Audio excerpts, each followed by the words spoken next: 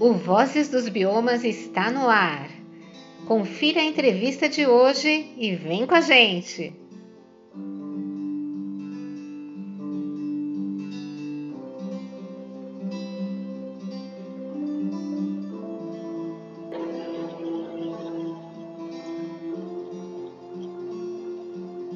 Na atualidade, o Pantanal e o Cerrado têm sofrido incêndios e queimadas de proporções cada vez mais preocupantes. Vale lembrar que em 2020, praticamente 30% do bioma pantaneiro foi comprometido. Agora, em 2021, as ocorrências também castigam os ecossistemas presentes nessas áreas. Diante dessas constatações, o Laboratório de Aplicações de Satélites Ambientais do Departamento de Meteorologia LASA, da Universidade Federal do Rio de Janeiro, UFRJ, criou no ano passado o sistema Alarmes, de alerta rápido de áreas queimadas, uma ferramenta que visa auxiliar os órgãos ambientais no combate ao fogo. A ferramenta é utilizada também no monitoramento do cerrado. Quem explica a funcionalidade do Alarmes é Renata Ligonati, coordenadora do LASA, Sistema Alarmes da UFRJ. A pesquisadora é doutora em Ciências Geofísicas, Meteorologia pela Universidade de Lisboa, e atualmente é professora do Departamento de Meteorologia da UFRJ e pesquisadora convidada do Instituto Dom Luiz e do Centro de Estudos Florestais, ambos da Universidade de Lisboa. Renata integra o grupo de especialistas em monitoramento climático da Organização Meteorológica Mundial, entrevistada do programa Vozes dos Biomas, Blog Cidadãos do Mundo. Renata, obrigada por sua participação. E a primeira pergunta, para você, é o que motivou a criação do Sistema Alarmes? Um pouquinho desse histórico. Olá, Sucena, obrigada pelo convite de participar das Vozes dos Biomas. É um prazer estar aqui com vocês hoje. Vou falar um pouquinho do monitoramento. Para eu explicar como surgiu o Sistema Alarmes, eu acho que é preciso falar primeiro sobre como é que nós conseguimos monitorar o fogo através de satélites. Então, quando nós temos o satélite orbitando na Terra, em volta da Terra, ele consegue tirar algumas informações sobre o fogo. Quais informações são essas? Basicamente, são 4 sinais que o satélite consegue observar do espaço. O primeiro deles é quando está pegando fogo e aquele calor, aquela energia é captada pelo satélite e que nós chamamos aquilo de focos de calor ou fogo ativo. Também, durante a ocorrência do incêndio, existe a liberação de fumaça e partículas, de material bem pequenininho que são provenientes da queima da vegetação. Essa fumaça também é detectada pelo satélite, e que nós chamamos muitas vezes de detecção de plumas ou detecção de aerossóis e gases, por exemplo. Quando termina o fogo, ele deixa um sinal, depois que o fogo passa numa determinada vegetação, ele deixa um sinal, uma marca, uma cicatriz na superfície. E essa cicatriz também é captada pelos sensores do satélite. Essa cicatriz, basicamente, é feita porque a vegetação é alterada, a estrutura da vegetação se altera, e o satélite consegue captar essa alteração da estrutura da vegetação, mas principalmente porque, após a passagem do fogo, a superfície que foi queimada fica coberta de carvão e cinza. E esse sinal é possível de ser captado pelo satélite. Bom, dito isso, nós temos feito há muito tempo, a ciência já vem há muito tempo desenvolvendo produtos para o monitoramento de fogo, seja de fogo ativo, quando está queimando, seja da área queimada, após a passagem do fogo, quanto que queimou, quanto de área que foi queimada. Isso já é feito há bastante tempo. No Brasil, nós temos o programa de monitoramento de queimada do INPE, que já faz o monitoramento de focos de calor há décadas no Brasil, um trabalho excepcional que é feito já há muitos anos e muito importante para auxiliar o combate das queimadas no Brasil. O que nós pretendemos com o nosso sistema Alarmes foi colaborar para a melhoria do monitoramento de fogo no Brasil. não para observar durante a ocorrência do fogo, como é o caso que o INPE faz, dos focos de calor, mas melhorar a informação de quanto que queimou depois da passagem do fogo. Então, o nosso sistema ele foi criado para auxiliar na melhoria, na quantificação da área total que foi queimada. Porém, tem um problema. Até então, esse monitoramento ele era feito com um certo atraso, ou seja, o fogo passava, a gente conseguia fazer o monitoramento com satélite, só que essa informação de quanto queimou demorava 1 ou 2 meses, por exemplo, para ser trazida para a sociedade, para os tomadores de decisão, para as pessoas que estão em combate. O que nós fizemos dentro do sistema Alarmes foi conseguir diminuir esse tempo de resposta sobre o quanto queimou. Então, nós desenvolvemos um sistema que é capaz de dar essa informação em tempo quase real, ou seja, com a diferença de apenas um dia entre o que queimou e a informação que a gente dá. Então, é um sistema de alerta rápido para informar quanto que está sendo queimado, onde está sendo queimado e para onde aquele fogo está indo. Então, o grande diferencial do nosso sistema foi justamente melhorar essa quantificação rápida de quanto queimou e de onde queimou nos biomas brasileiros, principalmente no Cerrado e no Pantanal. E no caso, Renata, do Pantanal em especial, né, eu gostaria que você falasse um pouco da vivência, experiência que vocês tiveram no ano passado, né, que foi algo meio drástico, né, e o que vocês observaram nessa dinâmica do fogo, né, até em comparação a anos anteriores.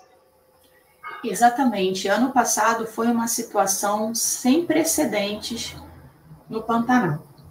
Pelos registros históricos que nós temos com dados de satélites, que vêm desde o ano 2001, mais ou menos, foi o pior ano de fogo no bioma, desde que a gente tem monitoramento de satélites, que é a partir do ano de 2001, monitoramento de área queimada.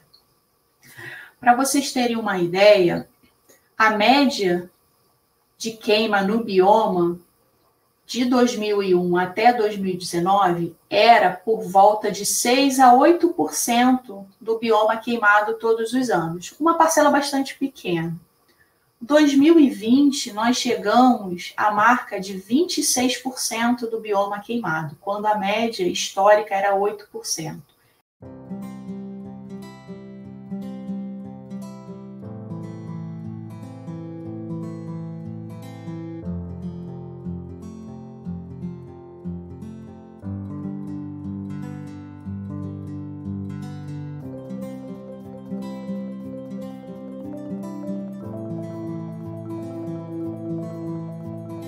Isso já dá uma ordem de grandeza bastante evidente do que foi 2020 em termos comparativos com o histórico. Além disso, o que nos chamou muito a atenção durante 2020 foi que, de toda a área queimada neste ano de 2020, praticamente mais de 40% nunca havia queimado desde 2001. Ou seja, são áreas que não estavam acostumadas com fogo nos últimos 20 anos, praticamente. Então, as consequências do fogo, no geral, são preocupantes. Porém, nos preocupa mais as consequências dentro dessas áreas que não tinham histórico de fogo recorrente, que principalmente são as áreas da região norte do Pantanal, as áreas mais florestadas. E quando se faz esse levantamento para esses tomadores de decisão, como é que está sendo a reciprocidade, né? Vocês acompanham, se eles estão conseguindo também dar uma resposta, né, que possa melhorar a gestão deles? Então, ano passado foi uma experiência única. Infelizmente, devido ao que aconteceu no Pantanal, nós tivemos uma interação muito forte com os tomadores de decisão e com as pessoas que estavam em combate. Então, com o corpo de bombeiros militares que estavam em combate no Pantanal, com o próprio IBAMA e o Preve Fogo, também órgão responsável por essas ações de combate. nós tivemos contatos diários com eles, em que nós passávamos as informações para que eles pudessem, com essas informações que nós fornecíamos em tempo quase real, fazer uma melhor gestão do combate naquele momento. Então, essas informações, de forma atempada, de onde está queimando, de quanto está queimando, é muito útil para esse planejamento, para a tomada de decisão, por exemplo, de quanto pessoal que eu vou colocar em determinada região, quanto de equipamento, porque eu sabendo onde está queimando e quanto já queimou, eu consigo fazer uma melhor alocação tanto de recurso humano para combate, quanto de equipamento também. Além de, e esse pessoal que estava em campo fazendo combate com a ajuda também dos nossos dados, nós tínhamos um retorno deles muito interessante, porque eles nos enviavam fotografias, por exemplo, georreferenciadas durante o combate, em que nós colocávamos sobrepostos aos nossos mapas, de forma a confirmar se as nossas medições estavam corretas. Então, era uma forma de verificar se o nosso sistema estava fornecendo informações corretamente. Então, era uma troca recíproca, nós enviávamos as informações e eles nos confirmavam que os nossos alertas estavam corretos, e isso, a gente continua até hoje fazendo isso com eles. Nessa nova época de fogo em 2021, nós continuamos fazendo essa troca com esses órgãos, e nós temos tido relatos da parte deles que realmente essa informação tem sido crucial para o melhor planejamento e combate desses eventos.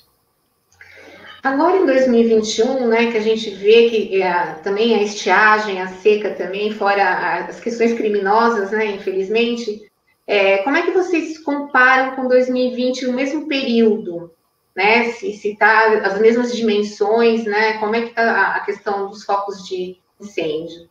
De 1 de janeiro a 9 de setembro de 2021, já foram queimados no Pantanal 720 mil hectares, o que corresponde a quase 5% da área do bioma. A média histórica para o mesmo período é de 361 mil hectares, e neste momento nós estamos acima, quase o dobro da média. A terra indígena do Caduel, localizada no Cerrado e no Pantanal, já teve 46% de sua área queimada só em 2021. Ano passado, nós tivemos, além de uma situação sem precedentes relativa ao fogo, nós tivemos uma situação sem precedentes também em relação à seca, né? Foi um período extremamente seco, a maior seca das últimas décadas.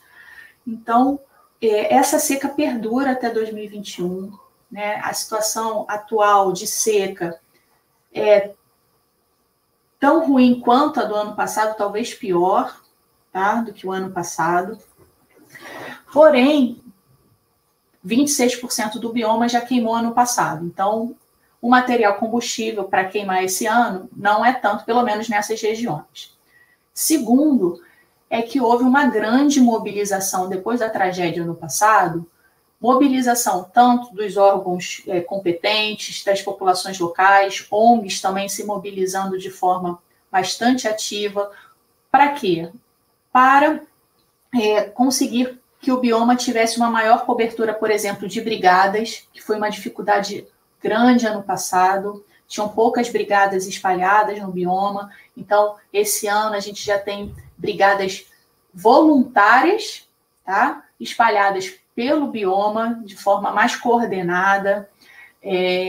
Os órgãos também se prepararam melhor. Então, uma coisa boa que a gente pode tirar do ano passado foi que nós aprendemos que a gente precisa realmente se preparar para esses eventos. Não combater não é tão eficiente e é muito mais difícil. Então, eu acho que essa lição foi tomada no passado, com o que aconteceu no passado. Porém, a gente tem que perceber que a seca, que o clima, ele é um ator coadjuvante aí nessa história, tá? Porque o ator principal é o homem. Quem começa o fogo é o homem. A ignição é o homem. o clima, a meteorologia só ajuda aquilo se propagar.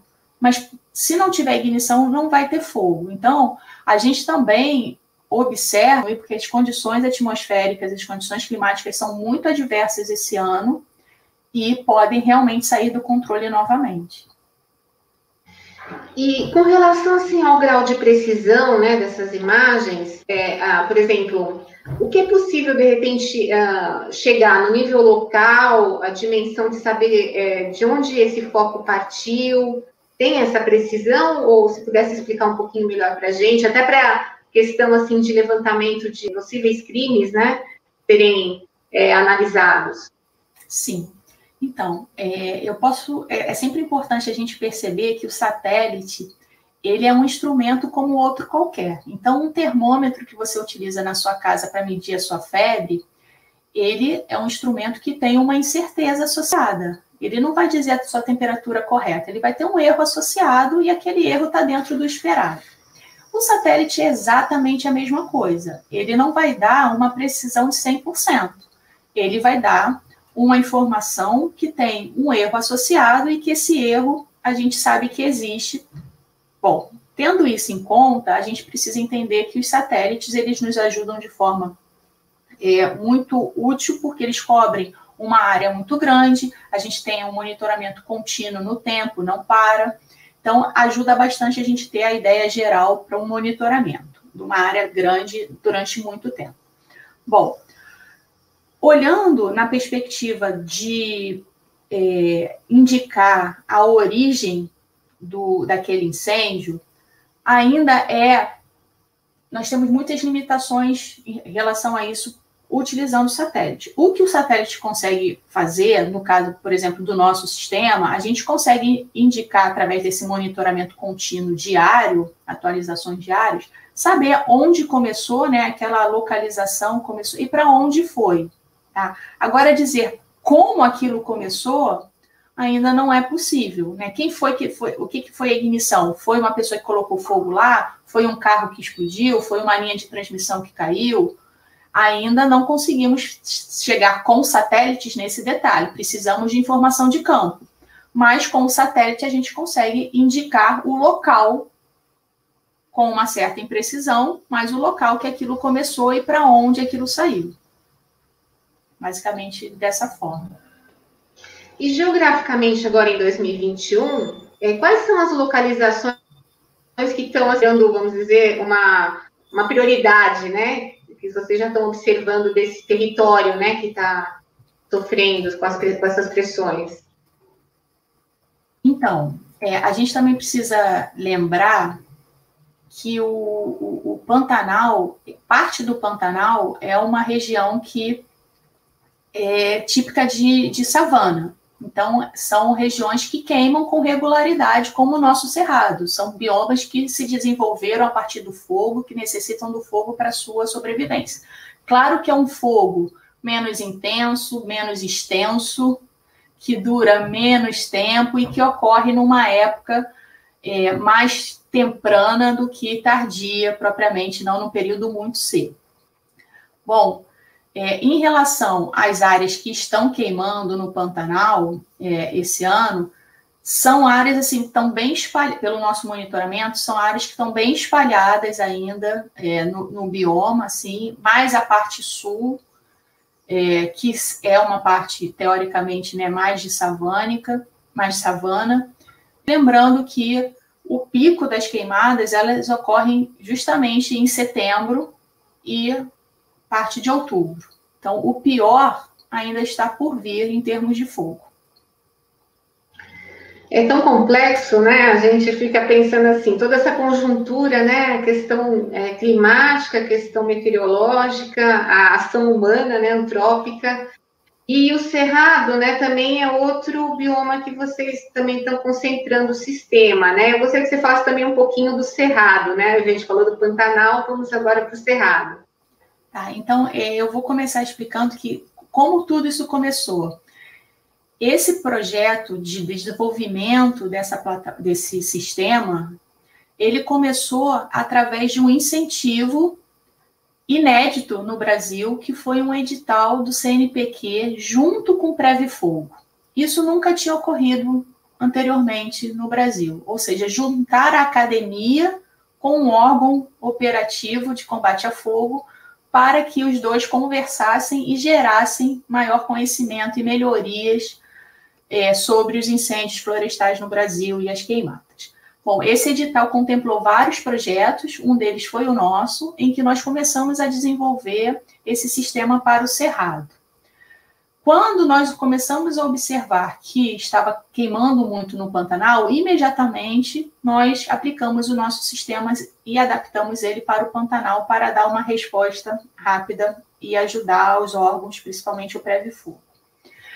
Depois disso, nós conseguimos também o apoio de outras instituições interessadas no tema e interessadas em apoiar a nossa iniciativa. Uma delas é o Instituto Internacional de Educação do Brasil, junto com o CPF, que é quem, neste momento, financia o nosso projeto de monitoramento no Cerrado. Em conjunto com o CPF e o IEB, nós temos agora começando uma iniciativa junto com a Wetlands International e a MUPAN, que nos ajuda no monitoramento para o Pantanal. E a gente também começou um protótipo para sair do Cerrado, para continuar com o Cerrado e o Pantanal, mas agora indo para a questão da Amazônia, começando a olhar mais para a Amazônia, com apoio também do Greenpeace. Então, voltando para a sua pergunta sobre o Cerrado ele tem mais de 2 milhões de quilômetros quadrados, é um bioma que tem uma biodiversidade enorme, porém, a pressão antrópica, a pressão humana no Cerrado tem vindo a crescer muito, com poucas áreas restantes de vegetação nativa, natural, poucas regiões com áreas de preservação.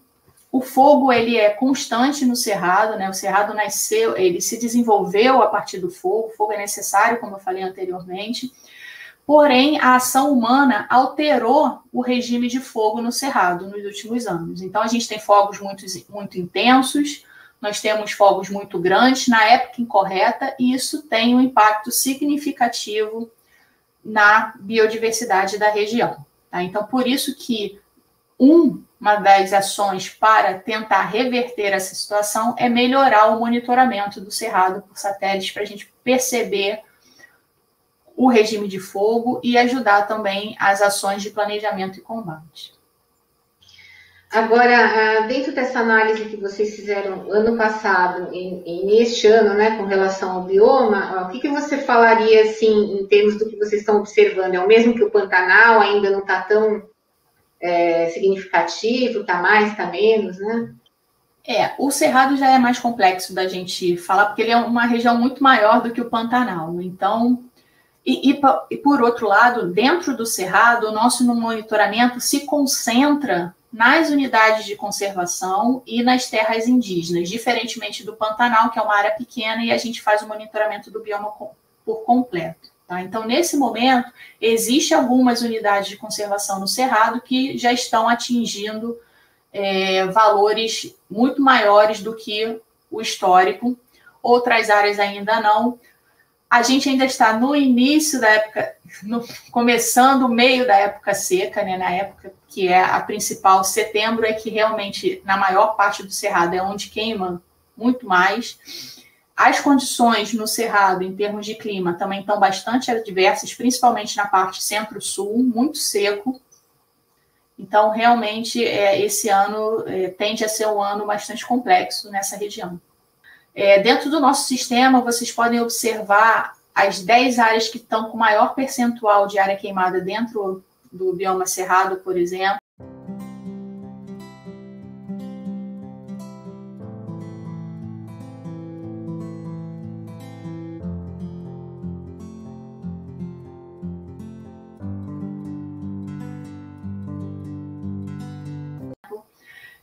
Nós temos muitas regiões que queimam, como é esperado no Cerrado, com frequência, Araguaia, Xerente, outras regiões. A gente monitora mais de 200 regiões, né, entre terras indígenas e unidades de conservação no Cerrado.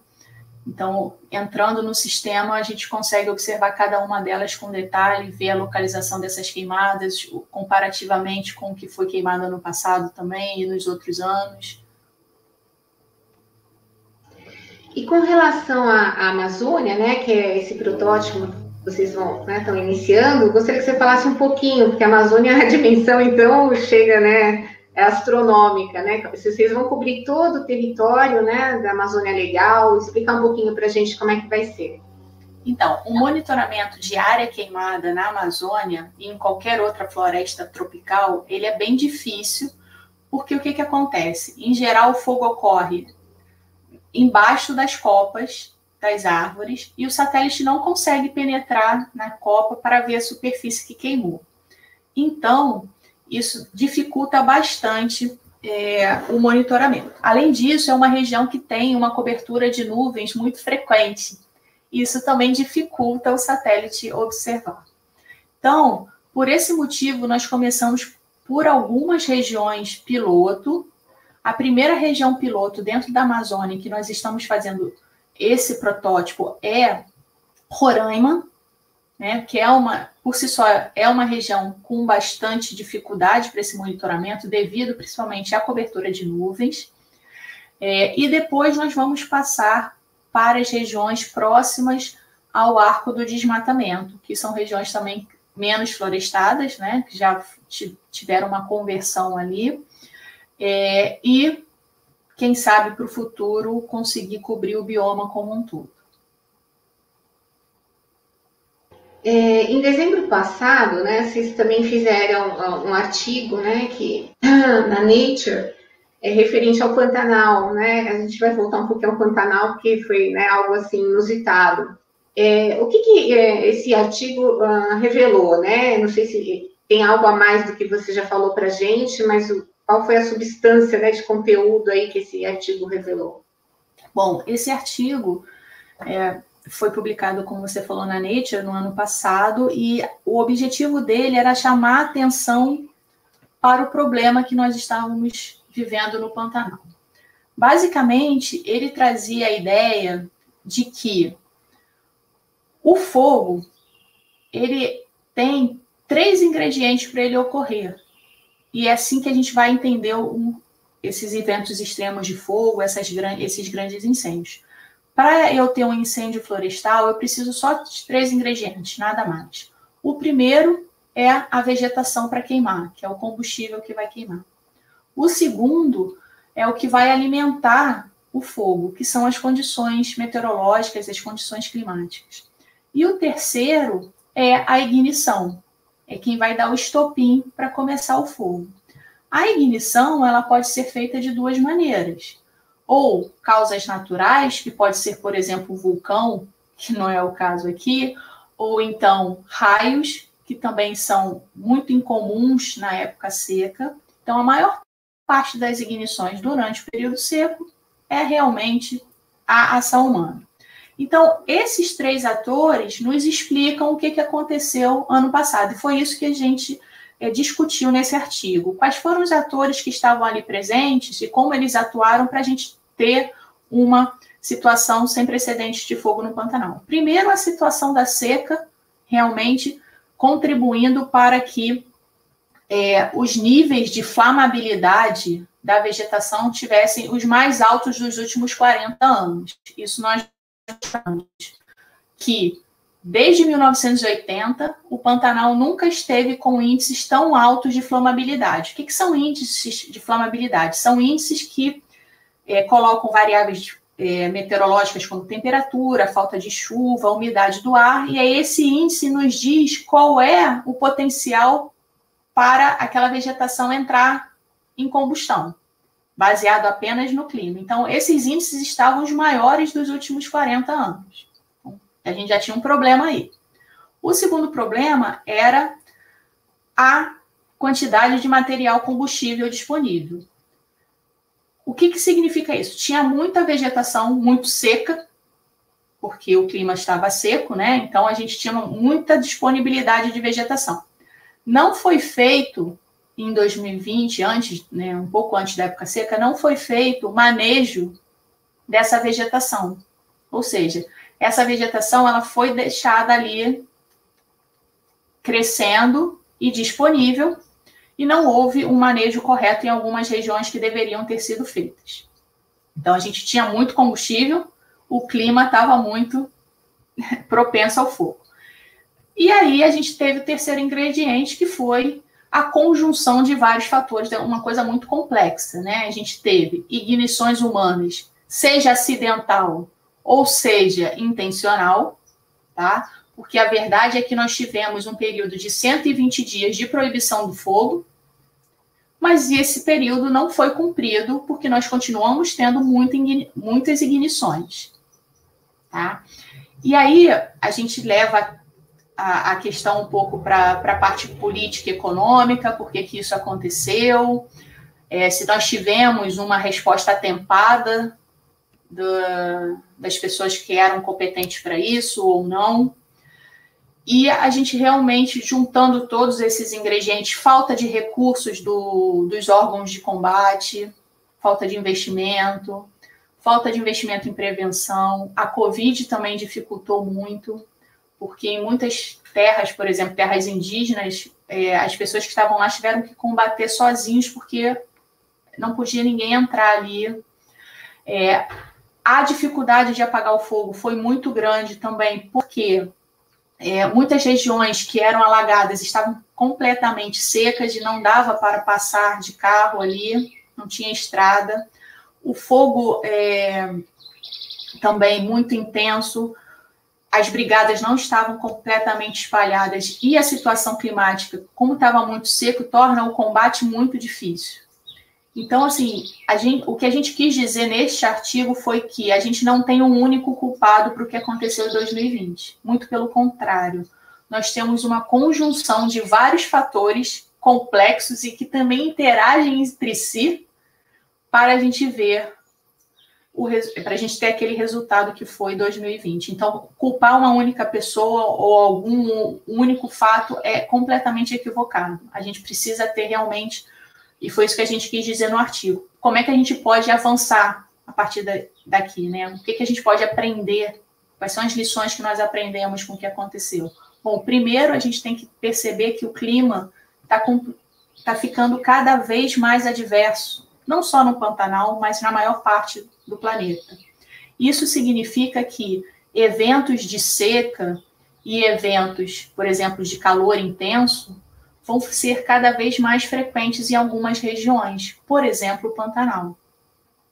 Então, se o clima está mais adverso, ou como, por exemplo, o Cerrado, a gente vai ter que minimizar os outros dois atores aí que estão no incêndio. A gente vai ter que tentar gerir melhor a paisagem, que é o ingrediente do combustível, a vegetação, e a gente vai ter que gerir melhor a ignição, ou seja, através de melhor conscientização, de melhores leis, de melhor fiscalização, melhor manejo da paisagem também, através de um manejo integrado do fogo. Então, essa foi a mensagem do artigo. A gente precisa partir daquela situação de apenas culpar a natureza pelo que acontece, tirando a nossa responsabilidade. Não, nós somos responsáveis e nós precisamos realmente tomar medidas para se precaver, porque realmente o clima vai cada vez ficar mais adverso se a gente não tomar nenhuma providência também.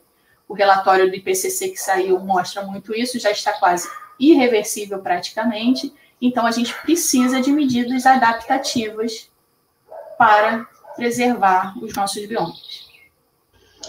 Você falou uma questão muito importante, né, que é a adaptação, mitigação, né, e planejamentos, né, de curto a longo prazos, né, porque às vezes falta, né, sistemas de precaução, contingenciamento, enfim, uma série de coisas que a gente vê se repetir, né, ano a ano, né, e os orçamentos, né, públicos têm que estar, né, dimensionando essas ações também, né? Sucena, se você for pensar, o que a gente gasta com combate de incêndios é um valor absurdo, é um valor muito alto. E o que a gente precisaria para prevenir é muito menor, é muito menos. Prevenção é muito mais barata do que combate no caso de incêndios florestais, isso não tem dúvida. Então, realmente, a gente precisa mudar esse tipo de pensamento para que a gente consiga bons resultados. E para esclarecer, esse sistema, ele vai ser um sistema contínuo ou ele vai depender também dos recursos de investimento no projeto? A gente pode dizer que a gente vai ter, nos próximos anos, né, o sistema Alarmes em vigor? Essa é uma boa pergunta. A gente, como universidade, não temos atribuição de órgão operativo, né? Então, para que o sistema se mantenha funcionando e continuando a ajudar os órgãos competentes, nós estamos trabalhando para fazer cooperações com outros órgãos federais, com outras ONGs, com outras instituições que nos ajude a manter o sistema continuamente funcionando. Isso é muito importante, a gente já deixa esse alerta, né? Para que Sim. Os órgãos possam estar correspondendo, né? Para vocês terem uma permanência, né, desse trabalho também. Bom, a gente está chegando aos momentos finais, né? Eu gostaria que você fizesse essas considerações e já agradeço, né, a sua participação e convido, né, ao internauta também conhecer um pouco do sistema e né, também se sensibilizar, né? Porque, na verdade, a gente está falando de algo que vai muito além, né? Quando a gente fala em incêndios florestais, queimadas, a gente está falando de vida e morte também, né? Por incrível que pareça, isso vocês estão auxiliando, né? Que muitas espécies, né? Não sejam exterminadas, né? Ou sofram sequelas, né? Além do próprio ser humano. Eu queria agradecer a oportunidade de estar aqui conversando com você, Sucena, foi um prazer muito grande. A mensagem final que eu gostaria de deixar é a seguinte: o fogo, ele nem sempre é mau, tá? O fogo, ele pode ser um amigo, e ele é amigo do Cerrado, ele é amigo de parte do Pantanal. Mas esse fogo amigo, ele é feito num período apropriado, em que ele não ganha muita proporção, intensidade, duração, ok? O que nós precisamos combater são os incêndios ilegais, as grandes queimadas que acontecem durante o período seco, que são queimadas, incêndios muito grandes, de muita proporção, muita extensão, de duração prolongada, de intensidade muito grande, e esses sim são muito prejudiciais para esses biomas. Isso eu estou falando de Cerrado e de Pantanal. A Amazônia é diferente. A Amazônia a gente precisa combater o fogo. Na Amazônia, o fogo não é amigo. O fogo é um intruso àquele ambiente que é úmido. O fogo na Amazônia ocorre por causa do desmatamento.